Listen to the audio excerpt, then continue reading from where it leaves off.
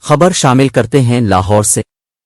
وفاقی وزیر قانون اعظم نذیر تارڑ کا کہنا ہے عمران خان پر فوجی عدالت میں مقدمہ چلانے کا فیصلہ قانون کے مطابق ہی کیا جائے گا۔ انہوں نے لندن میں میڈیا سے گفتگو کرتے ہوئے کہا کہ مشترکہ تحقیقاتی ٹیم شواہد اکٹھے کر لیے پھر اس کی سفارشات پر عمل درآمد کریں گے۔ انہوں نے کہا کہ مسلم لیگ نون کے قائد و سابق وزیر اعظم محمد نواز شریف الیکشن سے پہلے پاکستان میں ہوں گے۔